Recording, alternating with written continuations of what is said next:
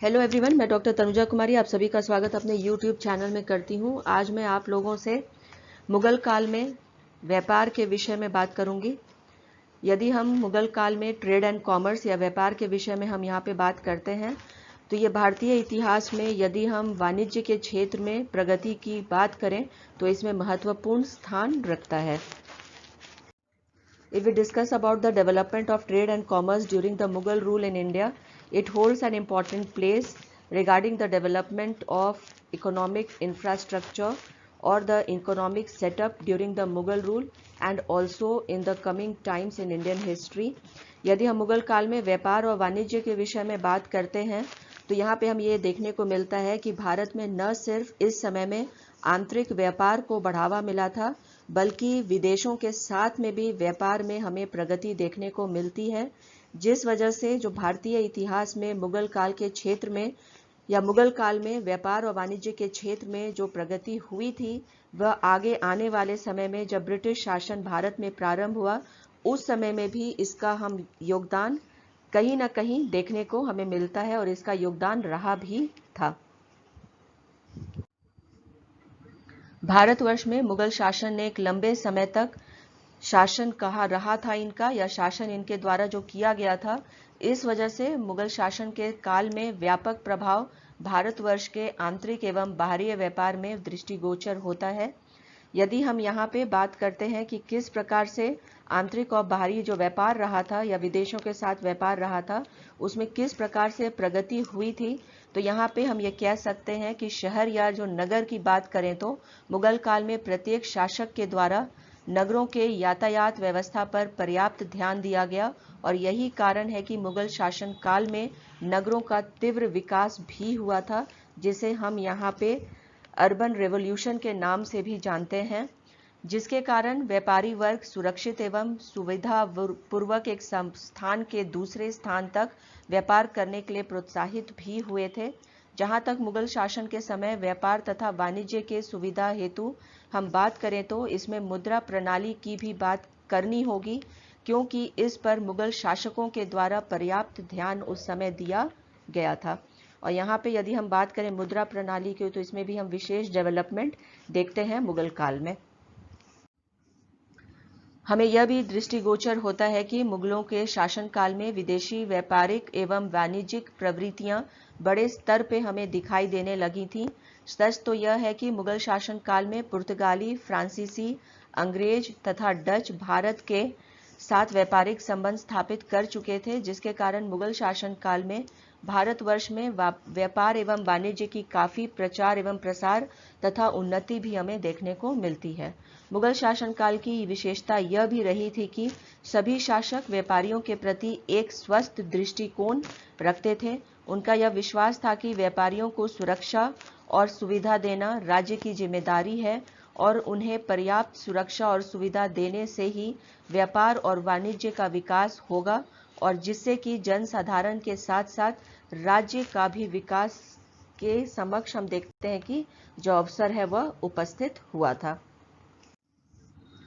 मुगल काल में व्यापार एवं वाणिज्य के क्षेत्र में उल्लेखनीय तथ्य यह भी रहा है कि व्यापारी वर्ग को बीमा की सुरक्षा भी प्राप्त थी और यह सुरक्षा उन्हें सराफों के द्वारा प्रदान की जाती थी। व्यापारी वर्ग सराफों के द्वारा अपने माल का बीमा करवा सकते थे, जिससे उन्हें व्यवसाय करने के लिए एक अतिरिक्त जोखिम उठाने में भी कोई हिचकिचाहट नहीं होती थी। मुगल शासनकाल में अधिकांश शासक जमीन से प्राप्त भू राजस्व को नगद धन के रूप में प्राप्त करते थे। उनके इस व्यवहार के कारण किसान नकदी फसलों के उत्पादन के प्रति अग्रसर हुए, जिसके कारण बड़े पैमाने पर नकदी फसलों के उत्पादन भी होने लगा था, जिससे व्यापार एवं वाणिज्य को अत्यधिक प्रोत्साहन मिला था। और इन परिस्थितियों में उद्योग धंधों, मुद्रा व्यवस्था, शहरों की व्यवस्था, नगरों का उत्थान, यातायात के माध्यमों का विकास, बैंकिंग का विकास हमें देखने को मिलता है। मुगल शासनकाल में व्यापार एवं वाणिज्य का विकास हुआ था, चाहे वह आंतरिक व्यापार हो या विदेशी व्यापार। मुगल काल में शासकों के प्रति भूमि के प्रयोग के परिणाम स्वरूप एक निश्चित लगान की प्राप्ति की जाती थी। साथ ही साथ किसान को अधिकार भी दिया गया था कि वह चाहे तो अनाज के रूप में लगान चुका सकता है।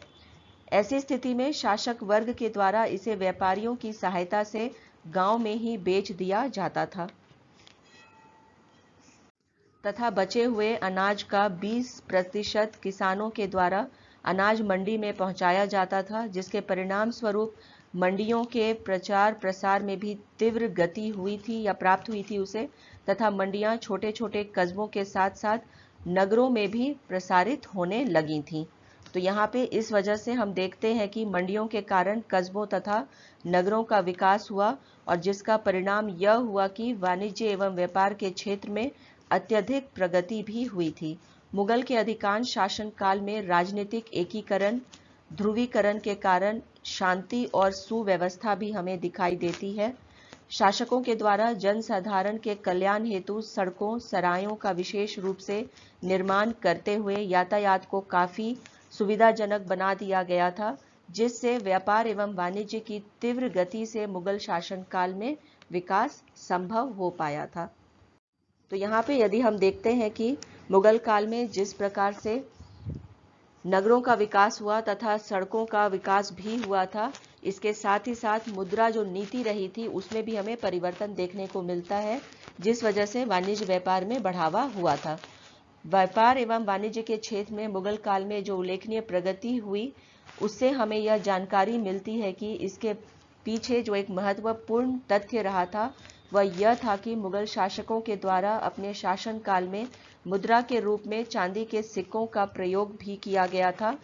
जिसके प्रचलन से विदेशी व्यापार में काफी वृद्धि हुई थी, क्योंकि चांदी के सिक्कों का प्रचलन उस समय विदेशों में भी रहा था और उसे मान्यता भी प्राप्त रही थी। मुगल शासनकाल में उच्च वर्ग के लोगों के द्वारा विलासपूर्ण जीवन शैली में विश्वास किया जाता था और उनके इस विलासितापूर्ण जीवन और वैभवपूर्ण जीवन व्यतीत करने की जीवन शैली के कारण हस्तकला को बहुत अधिक प्रोत्साहन मिला था, जिससे हस्तकला के क्षेत्र में व्यापार को एक नया आयाम भी प्राप्त हुआ था।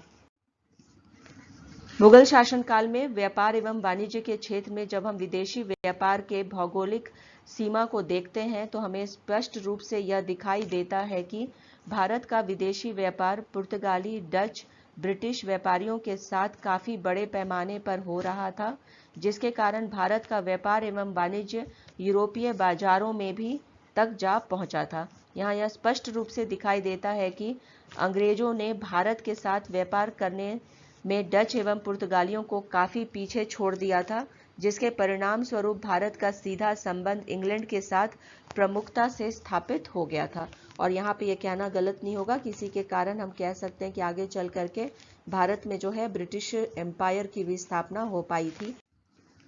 मुगल शासन काल में सुदृढ़ शासन व्यवस्था के लिए बड़े पैमाने पर सैनिक और प्रशासनिक अधिकारियों की नियुक्ति की गई थी, जिन्हें वेतन मुद्रा के रूप में प्रदान की जाती थी, जिस कारण व्यापार एवं वाणिज्य को काफी प्रोत्साहन भी मिला था। इतना ही नहीं, मुगल शासन काल में लगान निश्चित था, जिसे अदा करने के लिए या चुकाने के लिए मुद्रा प्रसार भी यहाँ पे इसके कारण हो पाई थी, जिससे व्यापार में मुद्रा का प्रवाह एक लगातार जो है वह बना रहा था। मुगल शासन काल में व्यापार के प्रोत्साहन के लिए एक महत्वपूर्ण तथ्य यह भी रहा था कि पूरे भारत में मुगल शासन जहां भी रहा था, किसी भी वस्तु को विदेशों से आयात करने के लिए एक समान कर निहित किया गया था या कर नीति जो है वह बनाई गई थी। व्यापार एवं वाणिज्य प्रसार के लिए लगभग जितने भी सड़क कर थे उन्हें भी समाप्त कर दिया गया था। मुगल शासन काल में आंतरिक व्यापार की स्थिति क्या रही थी, यदि हमें इस विषय में और अधिक जानकारी हासिल करनी हो तो इस संबंध में ऐन-ई-अकबरी जो है वो काफी महत्वपूर्ण स्थान रखता है। इसके अध्ययन से यह स्पष्ट हो जाता है कि मुगल शासन काल में आगरा में चंबल, यमुना नदियां आंतरिक व्यापार में यातायात के दृष्टिकोण से महत्वपूर्ण स्रोत के तौर पे हमें यह दिखाई देता है। इनके कारण आंतरिक व्यापार काफी सरलता से हो पाता था तथा इन नदियों की सहायता से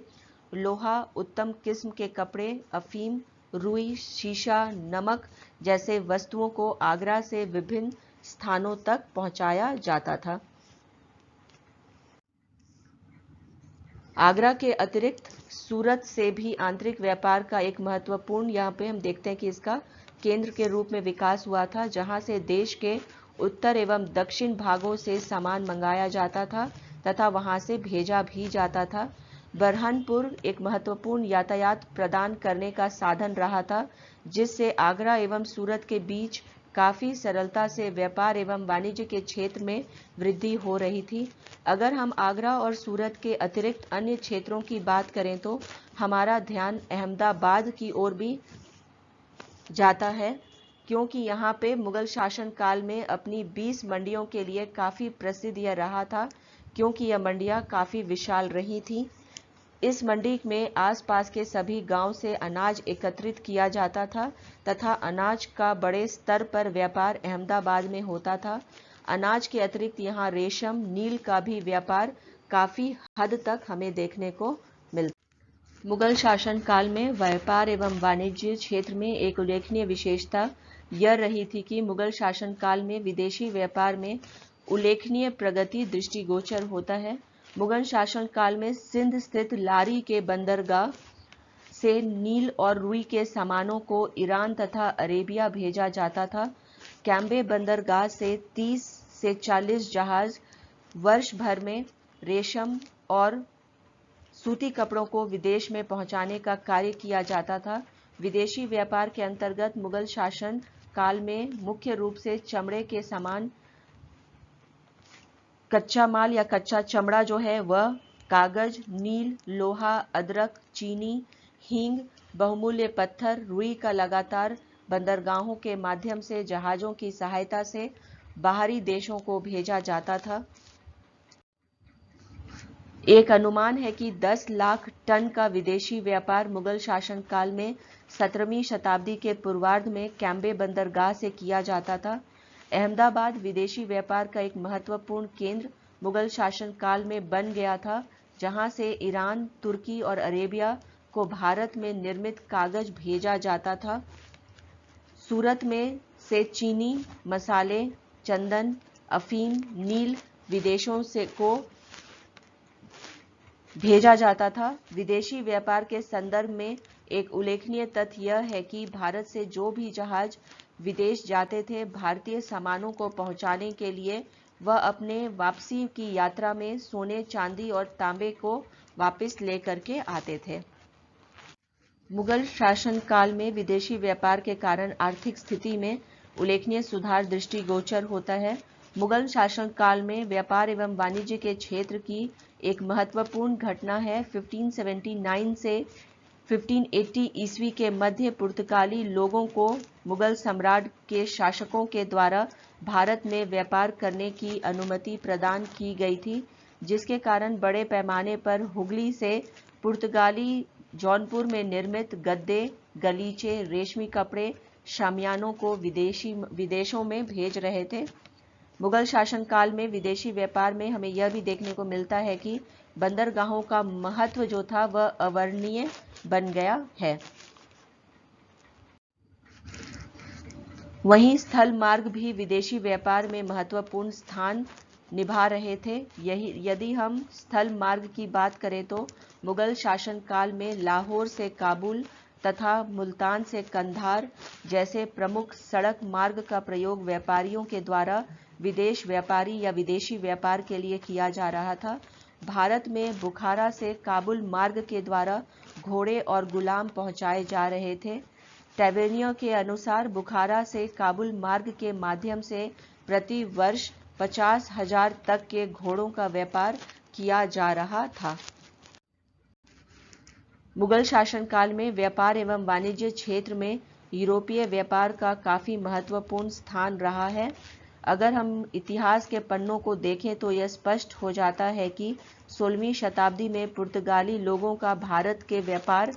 में सर्वाधिक हिस्सेदारी भी रही थी। तो यहाँ पे हम देखते हैं कि मुगल काल में जो पुर्तगालियों के साथ में जो व्यापार रहा था उसमें काफ़ी अधिक बढ़ोतरी हुई थी। अकबर के शासनकाल में पुर्तगालियों और मुगल शासकों के बीच एक संधि भी तैयार की गई थी, जिसमें पुर्तगालियों ने यह आश्वासन दिया था कि हर भारतीय मुसलमान जो मक्का की यात्रा करना चाहता है उसकी सुरक्षा व्यवस्था उनके द्वारा उपलब्ध करवाई जाएगी।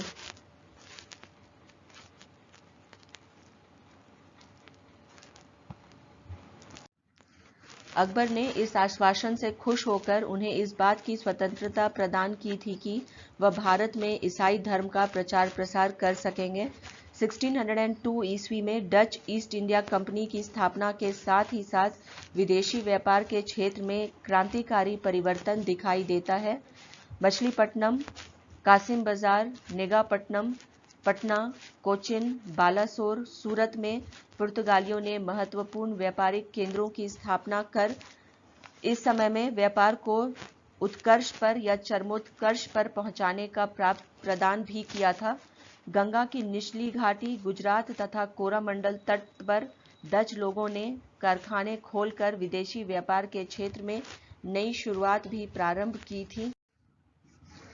अंग्रेज, पुर्तगाली एवं डच के माध्यम से हो रहे व्यापारिक संघर्ष के कारण भारत की ओर आकर्षित भी हुए थे। अगर हम इतिहास को देखें तो हमें यह जानकारी मिलती है कि कैप्टन हॉकिंस प्रथम अंग्रेज यात्री रहे थे जो समुद्री मार्ग से यात्रा कर सूरत पहुंचे थे और जहांगीर के सामने उपस्थित होकर उन्होंने भारत में व्यापार करने की अनुमति मांगी थी। उन्हें 1613 में सूरत में फैक्ट्री खोलने की अनुमति प्रदान की गई थी। सर थॉमस रो 1615 ईस्वी में जहांगीर को विश्वास में लेकर अहमदाबाद, आगरा और भड़ौच में अंग्रेजों के कारखानों को स्थापित करने में इनकी सफलता इन्हें मिली थी। सेंट फोर्ट जॉर्ज महत्वपूर्ण चर्चित कारखानाओं में से एक रहा था जिसकी स्थापना 1640 में अंग्रेजों के द्वारा की गई थी। अंग्रेजों ने 3.5% चुंगी औरंगजेब को देकर पूरे भारत में व्यापार करने का आदेश प्राप्त कर लिया था, जिसके बाद व्यापार एवं वाणिज्य में अंग्रेजों का वर्चस्व कायम हो गया था। अंग्रेजों के व्यापार एवं वाणिज्य में बढ़ते हुए प्रभाव को देखते हुए 1664 में फ्रेंच ईस्ट इंडिया कंपनी की स्थापना भी हुई थी। मछलीपट्टनम में फ्रेंच कंपनी ने अपने एक अन्य कारखाने को स्थापित किया था। यदि हम यहाँ पे बात करते हैं प्रथम फ्रेंच फैक्ट्री के विषय में, तो इसकी स्थापना सूरत में हुई थी। जैसा कि मैंने अभी कहा कि फर्स्ट फैक्ट्री जो है वह सूरत में स्थापित हुई और नेक्स्ट यहाँ पे हम देखते हैं कि मछलीपट्टनम में फ्रेंच कंपनी ने अपने एक अन्य कारखाने की स्थापना की थी। धीरे धीरे पौंडीचेरी तथा चंद्रनगर में भी फ्रांसीसियों ने अपना निवास स्थान बना लिया था। अंग्रेज उनके बढ़ते हुए प्रभाव को किसी भी स्थिति में समाप्त करना चाहते थे और उन्होंने फ्रांसीसियों को पराजित कर उनके व्यापार एवं वाणिज्य के भारत में प्रसार को समाप्त भी कर दिया था। तो यहाँ पे हम देखते हैं कि आगे यदि हम बात करते हैं कि जब यहाँ वर्चस्व की लड़ाई अंग्रेजों और फ्रांसीसियों के बीच में हो रही थी तो उसमें फ्रांसीसी जो थे वो पराजित हुए थे और उनके व्यापार और वाणिज्य की जो प्रसार हो रही थी भारत में उसे समाप्त करने का प्रयास अंग्रेजों के द्वारा किया गया था। उपरोक्त वर्णन से हमें यहाँ पे यह दिखाई देता है कि मुगल शासन काल में व्यापार एवं वाणिज्य स्थिति में उल्लेखनीय प्रगति हुई थी, चाहे वह आंतरिक व्यापार रहा हो या विदेशी व्यापार। यहाँ पे हमें यह भी दृष्टिगोचर होता है कि प्रमुख ये जितने भी यहाँ पे हम कह सकते हैं कि जो प्रचार प्रसार हुआ था उसमें मुगल शासन काल में शासक वर्ग के द्वारा व्यापार एवं वाणिज्य के विकास को सर्वोच्च प्राथमिकता भी दी गई थी तथा अंग्रेज, फ्रांसीसी, पुर्तगालियों, डचों को मुगल शासकों के द्वारा भारत में व्यापार करने की अनुमति भी दी गई थी। तो यहाँ पे ये समझा जा सकता है कि अंग्रेजों के द्वारा लगातार भारत में अपने वर्चस्व को व्यापार को लेकर के बनाने का प्रयास किया जा रहा था मुगल काल में। हालांकि हम देखते हैं कि अकबर के शासन काल के समय में सर्वप्रथम पुर्तगालियों का जो है आगमन वह हुआ। अंग्रेजों के आगमन से पहले पुर्तगालियों का हम कह सकते हैं कि अकबर के शासन काल में, क्योंकि उन्होंने यहाँ पे हम पुर्तगाली जो थे वह अकबर को विश्वास में ले पाए थे कि उनके द्वारा भारत में व्यापार जो किया जाएगा उससे मुगल शासन काल में व्यापार और वाणिज्य के क्षेत्र में विकास संभव हो पाएगा। और यही अवसर आगे चल करके हम देखते हैं कि या हम कह सकते हैं यहाँ पे कि ये मार्ग खोलने का कार्य किया था। अन्य जितने भी अंग्रेज, फ्रांसीसी और डच रहे थे उनके लिए भी भारत में मुगल काल में अपने वाणिज्य और व्यापार को बढ़ावा देने के लिए या उसे और अधिक प्रचारित और विकसित करने के लिए, हालांकि यहाँ पे भले ही जितने भी व्यापारी रहे हों या वो पुर्तगाली हों, फ्रांसीसी, अंग्रेज या डच रहे थे, परंतु मुगल काल की विशेषता यह भी रही थी कि इस समय में आंतरिक व्यापार भी बहुत हद तक या बहुत अधिक विकसित हुई थी, जिस वजह से विदेशों के साथ में भी व्यापार को बढ़ावा मिला था। इसी के साथ मैं अपने इस चर्चा को यहाँ पे विराम देती हूँ। यदि आप लोगों को मेरा यह वीडियो ट्रेड एंड कॉमर्स से संबंधित पसंद आया हो तो प्लीज़ इसे लाइक करें, शेयर करें और सब्सक्राइब करें। Thank you.